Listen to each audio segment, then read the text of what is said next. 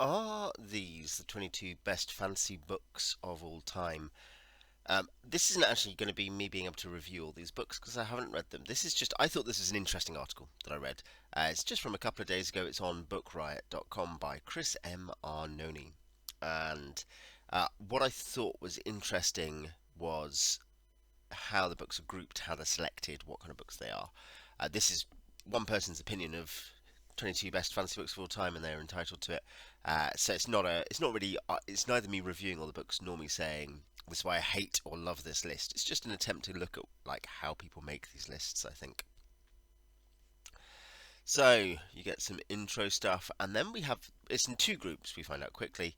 Best fantasy books of all time for young readers, and the other is for adult, and it's 11 each, I think. So we'll go through the young readers first. What I think I'll do is I'll just go through the books, say whether I've read them or know anything about them, and then maybe go back and just sum up some thoughts about just the list in general. So you got A Carter Witch by Nnedi Okorafor, which is a part of the Akata series in which a young woman living in Nigeria discovers she and her friends have magic and there's a whole underworld to navigate. That's a cool idea. I haven't read it. Children of Blood and Bone by Tommy Adeyemi. Magic used to be everywhere until a terrible king killed every magi he could find. Now Zélie, who lost her mother during the Purge, has a chance to bring magic back. An Ember in the Ashes by Saba Tahir. Leia is a scholar going about her life doing scholarly things. She ends up going undercover as a slave, and Elias is an unwilling soldier, and they're bound together. His Dark Materials. So I haven't read Ember in the Ashes or Children of Blood, and Bone, Golden Compass, which is that not Northern Lights? That's Northern Lights, isn't it? Yeah, it's kind of interesting. It's an atheistic retelling of Milton's Paradise Lost, is how he sells it, and it's a compelling story of blah blah blah, but also proves why I fancy can in fact be literary as well. Um, I I like Northern Lights, so I could I can see it being in this kind of discussion. I think it's an interesting way to frame it, particularly the idea that it is particularly literary, whereas you know normally the stuff isn't. Howl's Moving Castle by Diana Wynne Jones. I've seen the film. It's Sophie leaves her village and is transformed into an old lady and goes to find the moving castle of the wizard Howl. The pun being this is not in the film, but the pun being his name is actually Howl. He is a Welshman. I think is that something that's going on there, if I remember correctly. I'd like to read it. That is kind of like a book that's on my list. Lightning Thief, Percy Jackson 1 by Rick Riordan. Riordan. I haven't read it. I doubt I will, but I could do. But obviously very popular. Lion Witch Wardrobe, Narnia. Group of bored children go to a magical world. Not only this, but these children are key to saving the world from a dark fate. This isn't the only book from the Inklings that's one of the best fantasy books of all time. So, because it's not going to be Place of the Lion by Charles Williams, as interesting a book as that is, it's going to be Tolkien somewhere on the list. And The Reader by Tracy Chee. Sephir has been well trained as a survivalist. Her Aunt Nin made sure of that. She finds a strange object left behind by her murdered father. A book. In an otherwise literate world, this object is a magic of its own. Might be the only way of saving her aunt and solving her father's murder. Wizard of Earthsea is the final younger reader's book by Ursula K. Le Guin. I'm planning on reading that this year. I read it as a child, and I don't remember anything about it. At least I think I read it as a child. I'm fairly sure I read it as a child. It might have been a partial read. I don't know. I don't remember everything I did when I was 8 or something. But yeah, Gedge used to be the greatest sorcerer on Earth back when he was called Sparrowhawks, but he made mistakes back then. Now he has to undo everything in his considerable power to undo those mistakes and bring balance back to the world. That interesting, saying it's YA before YA was a defined genre or subgenre, and I think that's possibly fair. Is that it tends to get classified in those terms. I think you could also say, like from what I understand about the series, it's and this is a bit like maybe the Aquila Pin or whatever it's called, the Rosemary Sutcliffe Roman series. Then it moves from YA into more adult themes. So that's the YA group. There are 1, 2, 3, 4, 5, 6, 7, 8, 9. There's 9. So in fact, there's 13 adult ones. I guess that would suggest. American Gods by Neil Gaiman. Yes, I've read that. I like American Gods. I like Nancy Boys. I like Monarch of the Glen. I like The Black Dog. Is there any more stuff in that universe? Um, I yeah, I think that I'm ambivalent about some aspects of it, but I basically think they're a very good book, and the rest of the universe is interesting to me too. Court of Thorn and Roses by Sarah J. Maas. Do hear about this? It's a romantic retelling of Beauty of the Beast. Fairies, enemies to lovers, all sorts of other great fantasy staples populated this series. I think is that generally what Sarah J. Maas does. I think she does sort of romantic fantasy, particularly fairy tale retellings. Is that right? Or at least that's a big thing she does do. But I have heard of it. I haven't read it. Dragonflight by Anne McCaffrey. It's good. I'm going to be reading hopefully more Anne McCaffrey this year. Actually, the Harper Hall trilogy, but the original trilogy is good. Um, and it's about there are still dragons, but no one really gets what they're for. And to save the world, a few new dragon riders have to kind of get things going so they can save the world from something bad with the dragons. The Eye of the World by Robert Jordan. This person apparently doesn't actually like Wheel of Time, but really likes Eye of the World. It's an interesting one because, of course, I've read four. I've read Eye of the World. I've read the first four Wheel of Time books. I'm not convinced if I'll go back or when I'll go back to reread and read the whole series. But it's interesting because Eye of the World, of course, is sometimes seen as one of the weaker ones. It's good, but weaker than 2, 3, 4, 5, because it's much more of a direct pastiche and tribute to Lord of the Rings. But yes, it's interesting the idea that, uh, well, partly he just says, oh, it's about the influence, but also, the general idea of this classic, big classic tropes of the dragon reborn coming to stop this evil that's escaped. It's a big one. I thought it was okay. Fifth season. Fifth season is a good book. The sequels are not amazing. Um, it's interesting. It's absolutely incredible. Starts a trilogy in which every book won the Hugo Award for Best Novel. Probably in a debatable, disputable last 7 to 10 years of the Hugo for Best Novel. I think books 2 and 3 of this trilogy winning have to mark the most debatable things because they're not that strong. They're okay, and like I don't understand what was going on really to lead to those winning. Fifth season, on the other hand, I think is a great book and deserved a Hugo, and is, if you want something definitely more in the literary fantasy, soft sci-fi kind of bracket, I would definitely point to fifth season and say that's a good idea. That's one to go for if you're looking for something at that end. Game of Thrones, I Song of Ice and Fire 1. It has a this guy loves his HBO covers.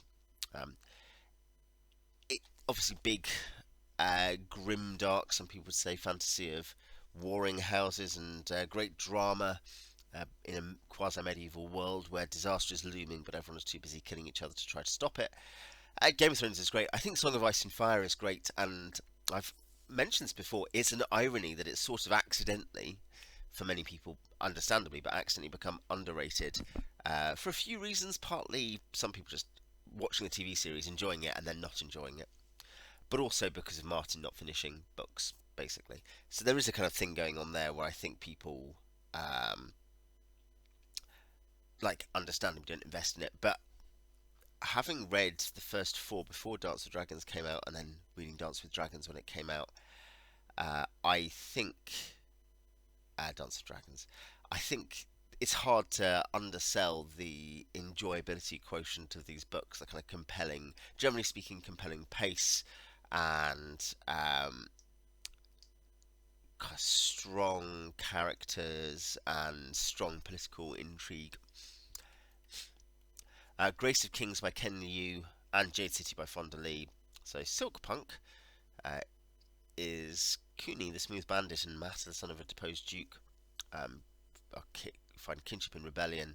Jade City, cool Asian metropolitan setting, unique blend of magic and kung fu, make it one of the best fantasy books of all time. Big claim. Basic Jade is very important, and after Terrible, the market for Jade is worse than ever. These are both more modern books, both very popular on BookTube. I have not read either. No, I don't have strong intention anytime soon to read them, though they sound interesting enough, people say good things about them. Lord of the Rings, yep, obviously. Mistborn the Final Empire, really the breakout for Brandon Sanderson more than the standalones that came before. One of the entry points I'd recommend, that classically that Warbreaker, Emperor's Soul, really. Um, I don't know if I started. I think I started in Elantris, and then I'm not sure whether I went to Mistborn or Way of Kings first. Yeah, great, like strong magic system in this steampunky-ish world, sort of, but part gothic, part steampunk, where an orphan has these magic powers and can overthrow the bad guy. Palm Wine Drinkard, is that, yeah, Drinkard by Amos Tutuola, which is heavily based in Yoruba folklore. It's the first novel that Tutuola had translated into English, and it's an alcoholic man searching for his dead palm wine tapster, as in presumably the guy who gives him his palm wine. And then the Poppy War by R.F. Kuang, which is epic historical military fantasy with racism, misogyny, and chosen one problems. And a Darkson girl isn't probably isn't going anywhere, but then manages to get into the most elite military school in the Empire. But her gender, skin colour, and poverty make her a target. And then finally, Shadow of the Torturer. It's a personal favourite of mine, a book that starts the strange trend of fantasy and science fiction in a post-apocalyptic world. He soon finds himself embroiled in political machinations of the land and finds that war is as good a place as any to ply his trade. It's a very weird blurb, by the way, for Shadow of the Torturer, if you wanted to try to actually sell what Shadow of the Torturer and the New Sun is.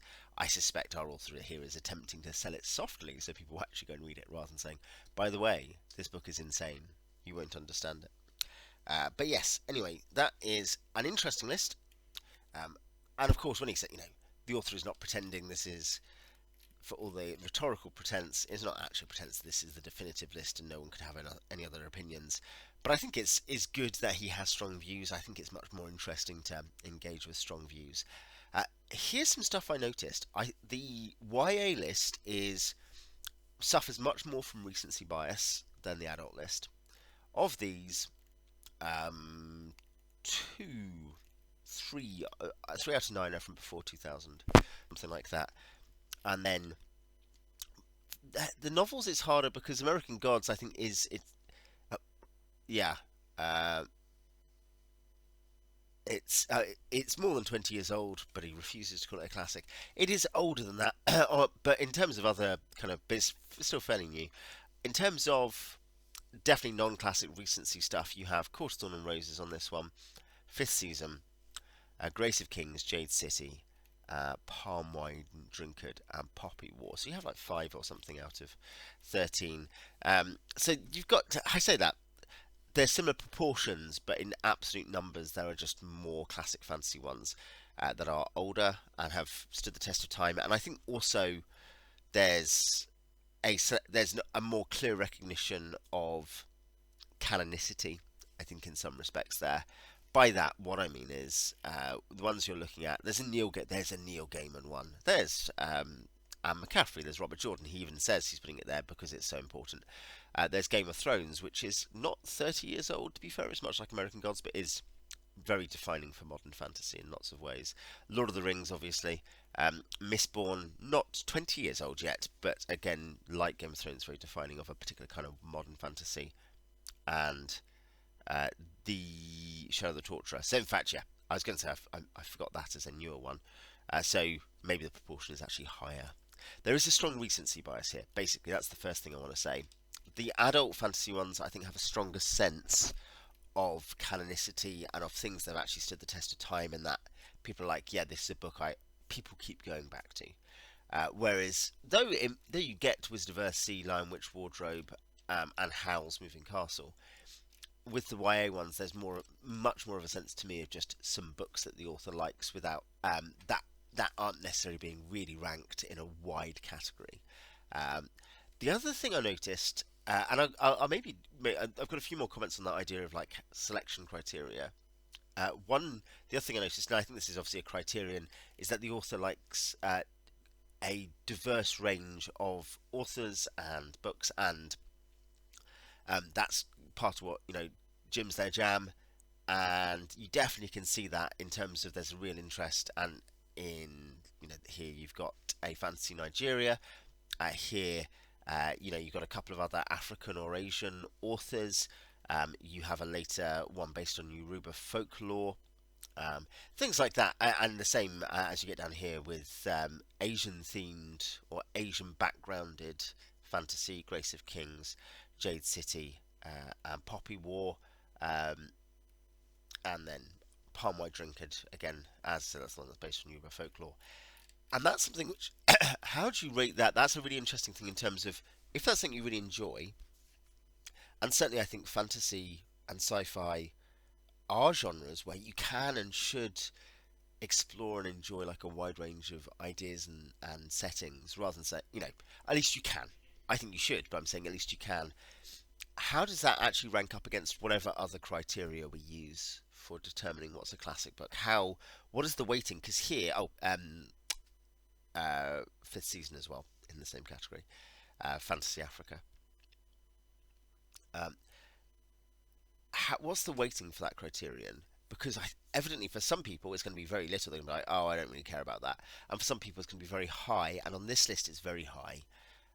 And I think that's part of what explains the recency bias as well, of course, because naturally, when you're looking at kind of a diverse range of sci-fi fantasy authors, you tend to be looking in the last 20 years, if that's a major criterion for you.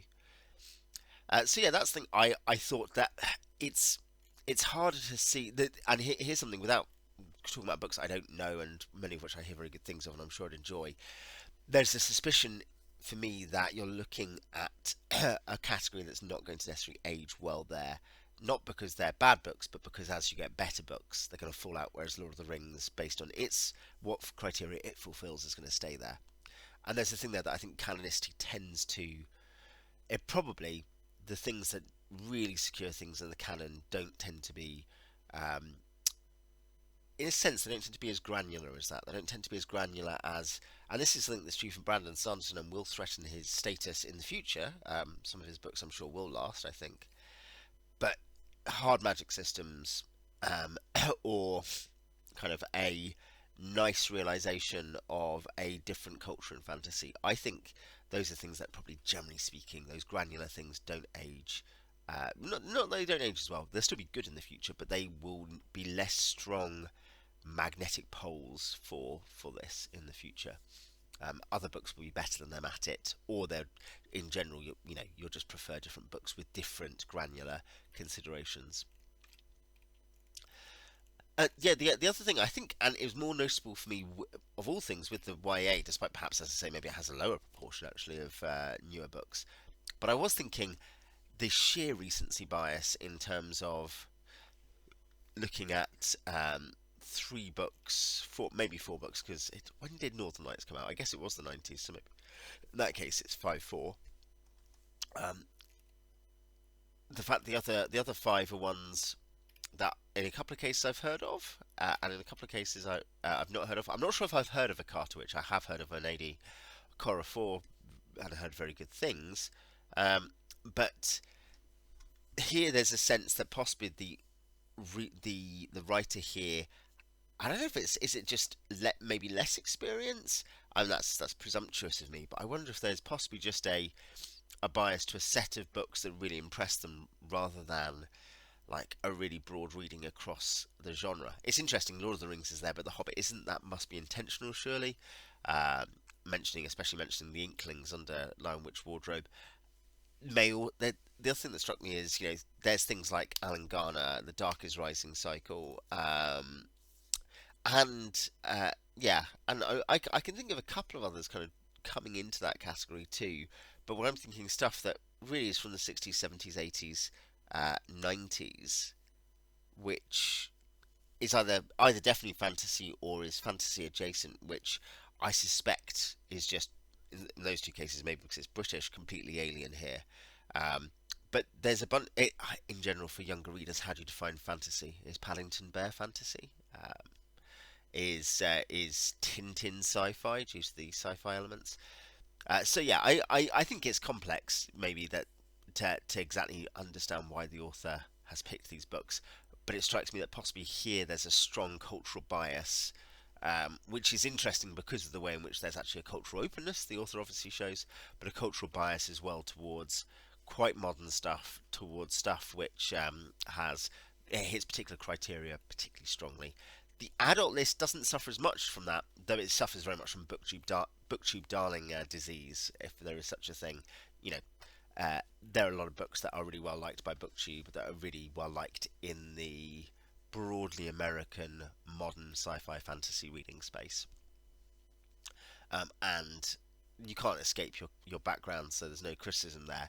But again, that's maybe the one thing is you think, the lack of mention of your Conans or your Roger Zelazny's, um, or let's think of some other examples uh, whilst we're here. Oh, I don't know. Robin Hobb, actually, who is of course a recent booktube darling.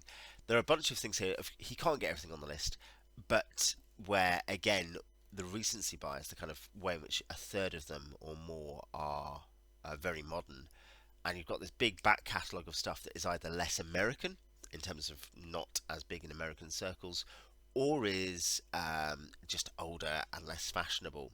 There's no Bujold on it, and I think you can see her eclipse as an interesting feature of American sci-fi fantasy reading.